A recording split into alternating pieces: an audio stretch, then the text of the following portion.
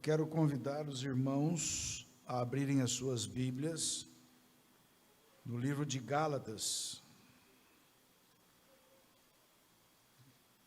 carta do apóstolo Paulo aos crentes da Galácia, no capítulo 2, versículo de número 20. Gálatas, capítulo 2, verso 20.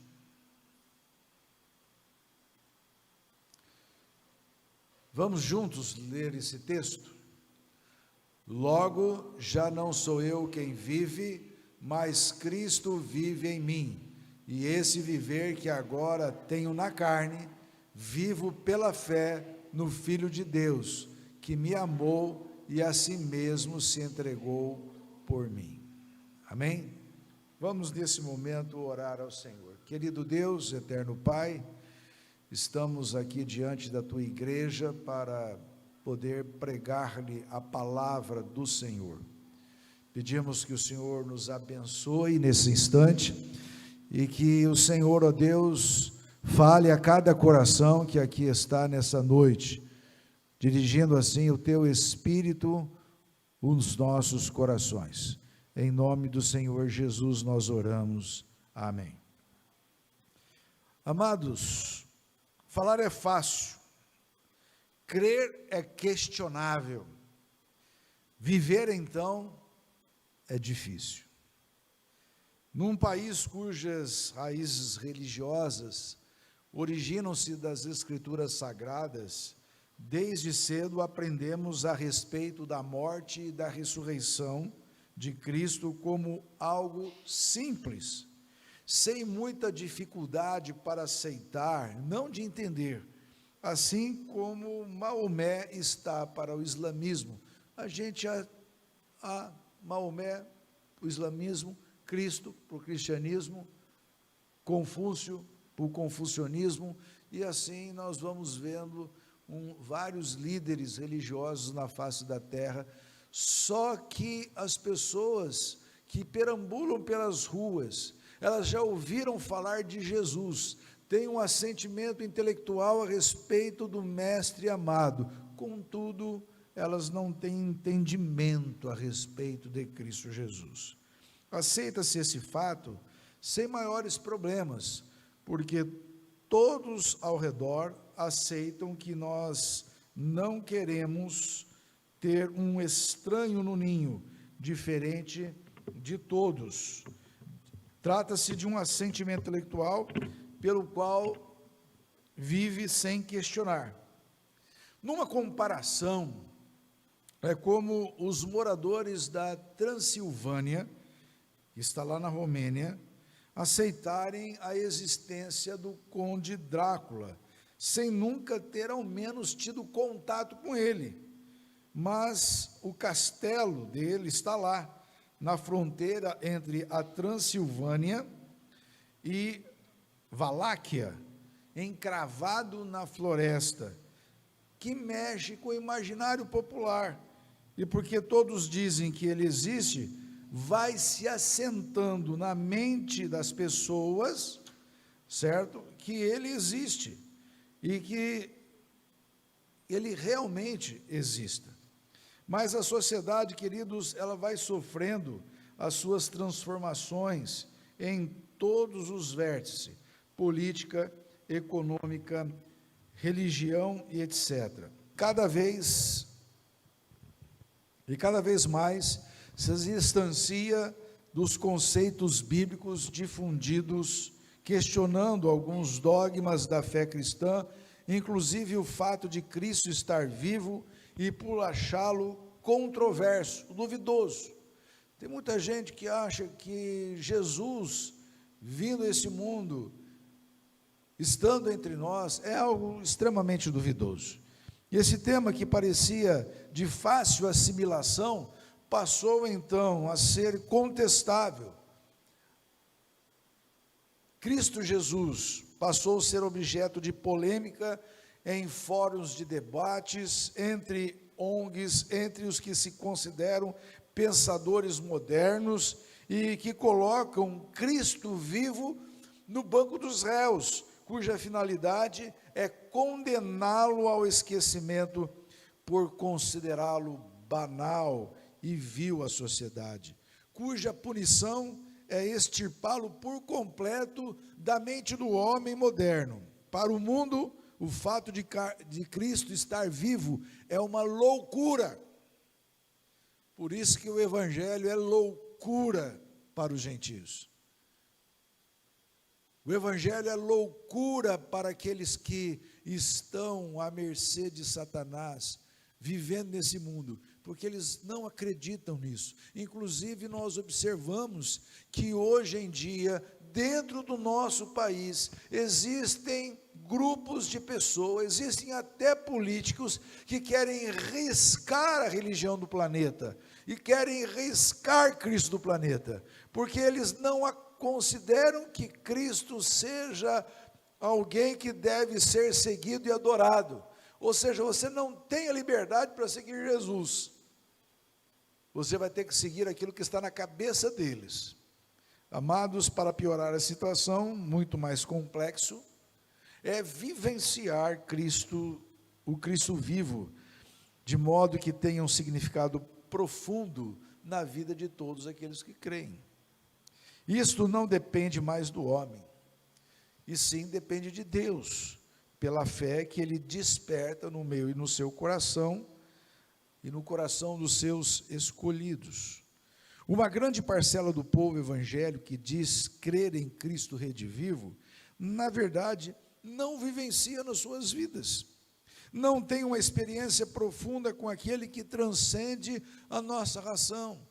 As igrejas estão abarrotadas de pessoas que têm um conhecimento genérico de Cristo, mas não profundo. Já ouviram falar, até fizeram a sua pública profissão de fé, até se tornaram membros da igreja, mas na verdade eles não vivenciam com profundidade Cristo Jesus. Eles sim aceitam que Jesus é o Filho de Deus, que veio a este mundo, morreu numa cruz, foi sepultado, subiu, ressuscitou, subiu ao céu, de onde há de vir para buscar a sua igreja, mas eles não têm uma profunda experiência com esse Cristo, eles não foram transformados por esse Cristo, os seus corações ainda não se acham convertidos a esse Cristo, as coisas de Deus não têm tanto interesse na vida deles. O que podemos fazer com parte dos cristãos para que possam vivenciar com profundidade o Cristo redivivo? O apóstolo Paulo, quando escreve aos crentes da Galácia, no capítulo 2, verso 20, do livro de Gálatas, como nós lemos, expressa sua profunda intimidade com Deus. Olha só a intimidade de Paulo com Deus. Já estou crucificado com Cristo, é o que diz aí o versículo de número 20, né? E vivo não mais eu, mas Cristo vive em mim. E a vida que agora vivo na carne, vivo-a na fé do Filho de Deus, o qual me amou e a si mesmo se entregou por mim. Aqui Paulo, meus irmãos, não revela apenas um conhecimento do Filho de Deus, não um mero assentimento intelectual de Deus na sua vida, mas a presença de Cristo intrínseca na vida dele, no seu coração, no seu ser, não de um Deus utópico, uma ficção popular, mas do Cristo vivo que se encontra arraigado no seu ser, podendo ser sentido e vivenciado. No entanto, como os homens podem vivenciar essa experiência paulina? Talvez seja este o seu dilema. Você crê no Cristo vivo, mas não o sente vivo em seu ser. Você já fez essa pergunta para você? Eu creio num Cristo vivo, mas eu não o sinto vivo dentro de mim. Eu tenho um assentimento intelectual de que Jesus é Deus, mas eu não vivo esse Cristo, eu não vivencio no meu dia a dia. Há uma maneira de provar aquele que vive em nós. Eis o caminho das pedras. Nessa noite eu estou falando sobre vivenciando com profundidade o Cristo redivivo. Eu quero que você saia nessa noite aqui com a certeza absoluta de uma coisa. Primeiro, ou você não tem Jesus e você precisa ter uma experiência com Ele, para vivenciar Cristo na sua vida, ou então você tem que tomar uma decisão como cristão, a procurar crescer e desenvolver a sua salvação, para vivenciar com profundidade Cristo na sua vida. A primeira coisa que nós precisamos para vivenciar Cristo em nossas vidas de uma forma profunda é decidir estar crucificado com Cristo. Sim, é decidir estar crucificado com Cristo. O apóstolo Paulo disse ali na sua carta: já estou crucificado com Cristo. Aí, meus irmãos, por ter uma vida transformada por Cristo, é necessário passar pelo Gólgota e ser crucificado com Cristo. Você já foi crucificado com Cristo? Esta é uma pergunta que deve calar fundo no seu coração. Se você tem sensibilidade das coisas pertinentes ao reino de Deus, eu gostaria que você fizesse essa pergunta e a respondesse com plena convicção: eu estou crucificado com Cristo? No Império Romano, o sentido de crucificação era perder o direito de existir. Era uma pena vexatória aplicada aos mais vis transgressores da lei. É deixar de existir. Isso que é a crucificação, é deixar de existir.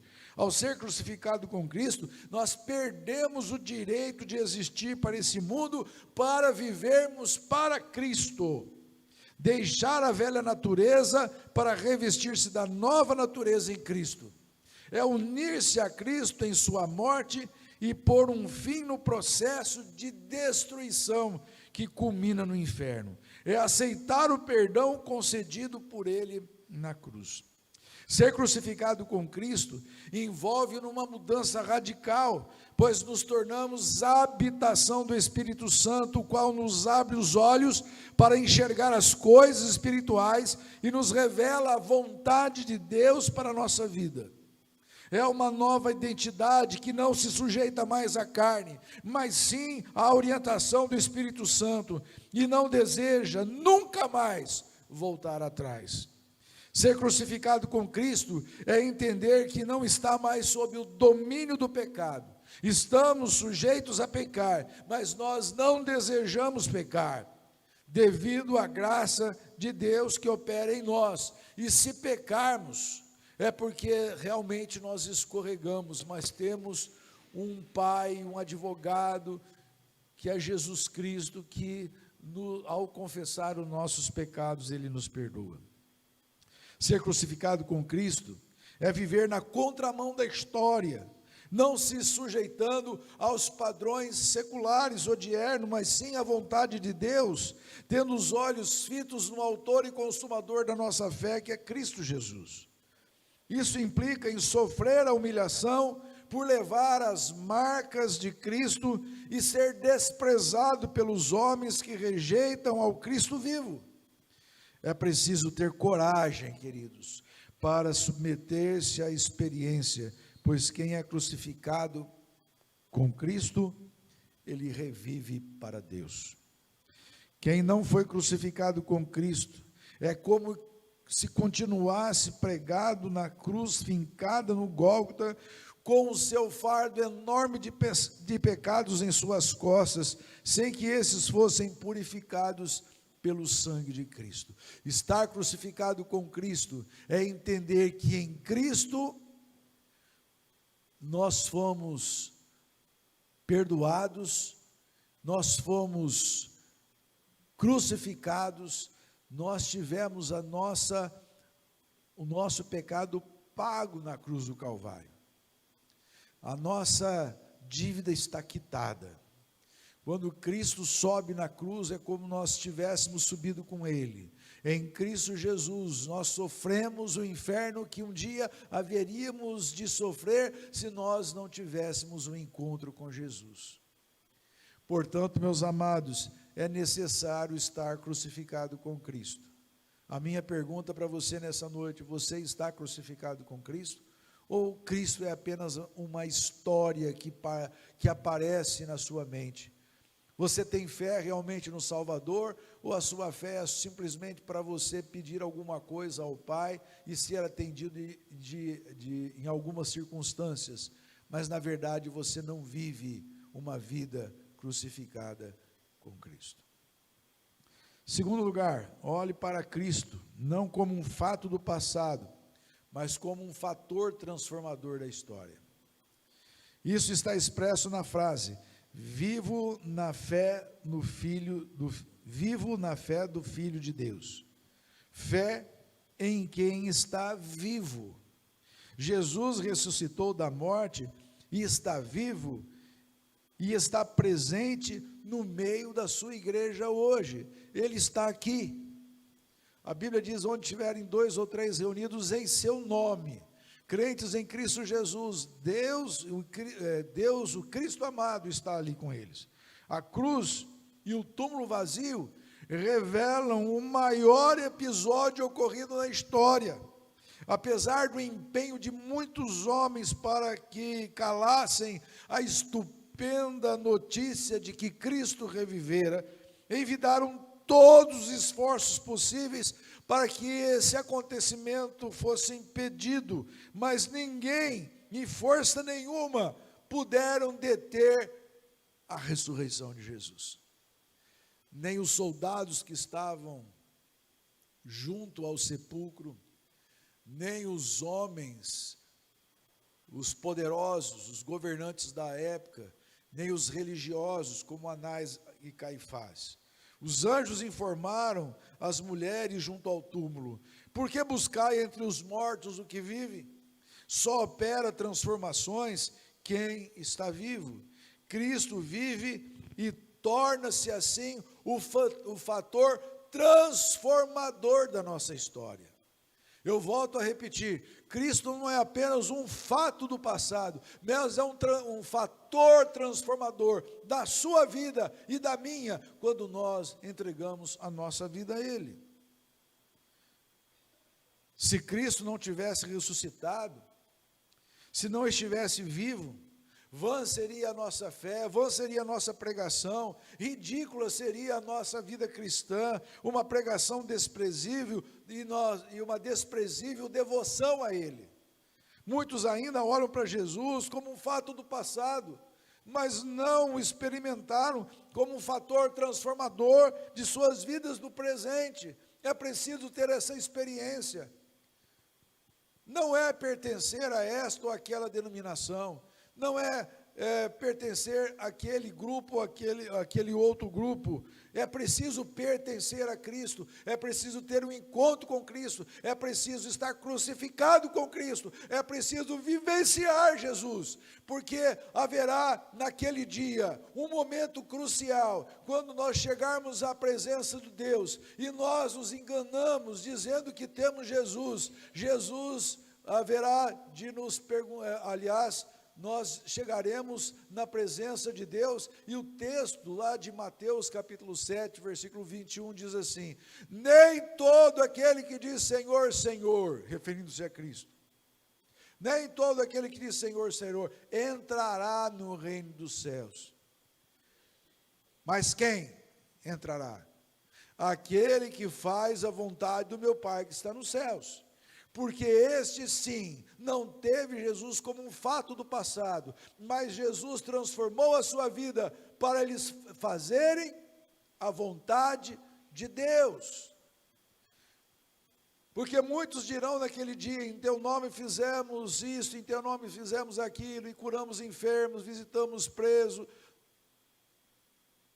Mas lá no final diz assim: eu não vos conheço. Que pena aquelas pessoas que seguem apenas uma placa denominacional. Que pena aquelas pessoas que se assentam no banco de uma igreja, mas não vivenciam Cristo na sua vida. Essas pessoas se depararão no momento da morte com uma palavra muito difícil para a vida dela: eu não vos conheço, apartai-vos de mim, maldito, para o fogo eterno preparado para o diabo e os seus anjos. Amados, nós precisamos ter uma vida transformada por Cristo. Nós precisamos ter uma vida não só de conhecimento de Jesus, mas de entrega, de serviço. Uma das coisas que eu estava vendo essa semana no meu módulo de mestrado, é que nós temos que adorar a Deus, nós temos que testemunhar a Cristo, nós temos que servir a Deus. Nós temos que nos envolver com a igreja de Cristo. Isso sim demonstra que nós estamos de fato em Cristo, que Cristo transformou a nossa vida, e nós temos assim uma dedicação muito profunda com Deus. Nós não vivemos apenas de uma teoria que nós aprendemos na escola dominical, mas nós vivemos uma experiência profunda com Jesus. Meus irmãos, se muitos olham para Jesus como fato do passado, mas não experimentaram como fator transformador das suas vidas, isso se dá pela deformação causada pelo pecado, somado ao fato de que o diabo, o Deus desse século, tem cegado, olha bem, o que diz lá em 2 Coríntios capítulo 4, verso 4, o Deus desse século tem cegado o entendimento dos incrédulos, para que não lhes resplandeça a luz do evangelho da glória de Cristo. Pessoas estão indo para o inferno, às vezes estão sentadas no banco da igreja, mas os seus olhos espirituais continuam cegos para as coisas de Deus. Eles não vivenciam Cristo na sua vida, a ponto de poder dizer: eu amo a Cristo, e eu desejo servi-lo com todos os meus talentos, com toda a minha capacidade, com todo o meu amor. É preciso isso, queridos. Essa deformação que existe na vida de muitas pessoas. O Deus desse século tem cegado o entendimento deles. Eles ouvem a palavra, mas não conseguem dar ouvidos. A palavra não consegue penetrar e chegar ao seu coração e transformar a sua vida, porque o diabo tem cegado o seu entendimento. Cristo é real, está vivo e presente através da fé, e tem operado com o seu poder transformador na vida de muitos. Somos transformados em servos do divino para atuar com maestria no seu reino neste mundo. E é verdade. Cristo não nos chamou das trevas, não nos resgatou do inferno, não apenas nos lavou com o seu sangue, para que nós ficássemos aqui servindo o mundo. A palavra de Deus nos diz que nós, quando temos uma presença marcante de Cristo na nossa vida, quando nós entendemos que a nossa vida foi transformada por Cristo, então nós passamos a servi-lo com mais dedicação, com mais amor, com alegria, com mais entusiasmo, com mais júbilo, porque nós entendemos que o Deus se fez carne, habitou entre nós, e subiu à cruz para morrer, para dar a sua vida por mim e por você. Que grande privilégio nós temos de um dia termos sido escolhidos para ser seus filhos. Se olharmos para Cristo como um fato do passado, permaneceremos espiritualmente inertes, apáticos em nossa religião. Entristeceremos o Espírito Santo com os nossos pecados, impedindo que ele se manifeste em nossas vidas, esquecendo completamente em nosso dia a dia. Isso é uma verdade. Infelizmente, isso não é verdade. Permaneceremos espiritualmente inertes e mortos. Cristo transforma a nossa agenda, levando-nos a uma maior intimidade com Ele, através dos meios de graça que nos afastam das paixões mundanas. E os meios de graça que Ele dispensa à sua igreja é a oração, é a leitura da palavra de Deus. Os meios de graça é justamente a igreja com a ceia, com o batismo. Se você não foi batizado, você está deixando de receber a graça. Se você não toma a ceia, você está deixando de receber a graça de Deus. São meios de graças dados à igreja. Tem muitas pessoas alienadas com essas coisas, elas não querem se envolver com a igreja, elas têm medo de se comprometer com a igreja, mas nós não comprometemos com a igreja, nós nos comprometemos com o Senhor da igreja, porque foi Ele que deu a vida por nós na cruz do Calvário. A igreja é apenas um local onde o seu reino se espalha. Amados, a transformação operada por Cristo leva-nos a testemunhá-lo, mesmo em vis circunstâncias. Mas quando nos rendemos a Cristo, como fator transformador, percebemos que somos impulsionados por uma paixão pelas almas perdidas, uma vida de santidade e a certeza da glória. A energia que era usada outrora para a prática do pecado é voltada em prol do reino de Deus. E eu quero concluir. Deus, ao visitar a sua igreja, observa que muitos não vivenciam profundamente o Cristo vivo, pois muitos ainda não compreendem o significado de que Cristo vive, está presente, é real. Há uma ilustração que eu carrego comigo praticamente há 30 anos. Essa ilustração, meus irmãos, já contei aqui na igreja, quero repeti-la porque alguns aqui não conhecem. Certa feita, num período de carnaval como este, uma igreja resolveu fazer um acampa dentro. Trouxe um preletor espiritual, trouxe um preletor especial e fez com que a igreja toda estivesse nos 4 dias de carnaval ali na igreja, louvando e bendizendo o nome do nosso Deus. Foram dias maravilhosos, foram dias fantásticos. A igreja todos os dias estava apinhada de pessoas. Contudo, no último dia, o pregador resolveu fazer uma pregação especial. Toda pregação especial, mas tinha alguma coisa especial naquela pregação. Contudo, não muito longe dali, tinha um rapaz que se preparava para ir para o baile de carnaval. E a sua fantasia era uma fantasia do capeta. Aquela roupa preta, aqueles chifres, aquela capa preta, aquele tridente na mão, aquelas coisas que parecem aí, que retratam, né, o diabo. E ele estava ali, ele alugou aquela fantasia, e na hora do culto ele se pôs para ir para o baile de carnaval. Só que ele tinha que passar de frente à igreja. E lá naquela igreja, o pastor começa a pregar, e de repente o pastor para na pregação e fala assim: irmãos, o diabo está para entrar nessa igreja. Todo mundo olha, fica lá. Aí daqui a pouco o pastor estava pregando, e de repente ele dava uma outra parada e dizia: irmãos, o diabo está para entrar nessa igreja. Nisto, aquele rapaz estava caminhando, quando ele começou a se aproximar da igreja, começou a cair uma chuva. E ele procurou onde se esconder, porque aquela roupa era alugada e muito cara, e ele encontrou a luz da igreja acesa, e ele acabou entrando ali.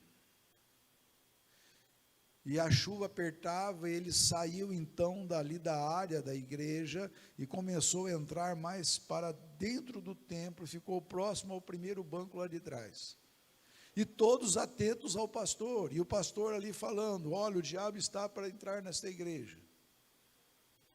De repente, dá um relâmpago forte, as luzes se apagam, aquela figura aparece.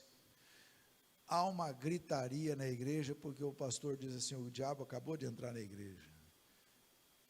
Foi gente pulando janela, foi gente se ajoelhando no chão, foi gente que ficou perplexa, e a senhora que estava sentada no próximo ao banco de entrada, perto daquela figura, ela ficou petrificada. Aquele homem não sabia o que estava acontecendo, ele ficou ali parado, e de repente aquela mulher olha para ele e diz: seu diabo, eu sempre pertenci a essa igreja, mas sempre fui assim contigo, ó. Tem muita gente na igreja que é assim, não vive uma vida transformada. A sua vida com o reino das trevas, ela é clara e evidente. Ela vem na igreja apenas para cumprir um ritual, para apenas tentar fazer assim, cumprir um dever de consciência, mas não tem a sua vida transformada por Cristo Jesus. A experiência de que Cristo vive se dá quando somos crucificados com Ele em sua morte e ressurreição. Nossos olhos se abrem para as realidades espirituais operadas por uma mudança radical, cuja transformação se evidencia nos atos. A minha pergunta, eu volto: você já está crucificado com Cristo?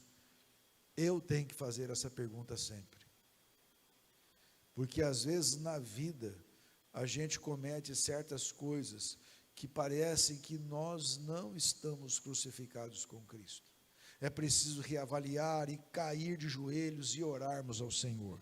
Se você já passou pela experiência da conversão, mas se encontra abatido espiritualmente, volte os seus olhos para a cruz e para o túmulo vazio e suplique a Deus que você retorne ao primeiro amor. A você que anda perdido, sem nenhuma expectativa sobre o seu futuro eterno, não ter certeza de que quando abrirá os seus olhos na eternidade, onde você estará.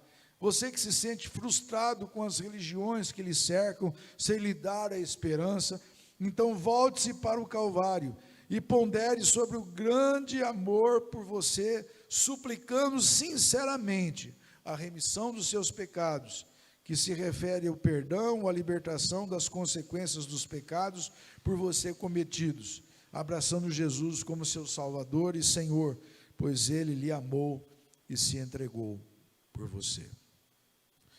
O Cristo vivo é o fator transformador da história de muitas pessoas, nos levando a uma maior intimidade com Ele, bem como o desejo enorme de testemunhá-los aos que nos cercam. Cristo está vivendo realmente em você? É a segunda pergunta. Seja uma fiel testemunha daquele que habita em seu coração pela fé, Cristo Jesus. Que você consiga espelhar em sua vida, dentro do seu ambiente de trabalho, dentro da sua família, dentro da sociedade onde você está inserido, seja numa escola, numa faculdade, onde a planta do seu pé pisar, reflita a glória de Cristo. Faça com que as pessoas entendam que você é uma pessoa parecida com Jesus, que elas veem Jesus na sua vida, que os seus atos, as suas palavras, o seu testemunho, eles mostram que você vive uma vida, não uma vida superficial, mas uma vida intensa com o Mestre Jesus. Que Deus lhe use poderosamente no seu reino nesse mundo. Amém?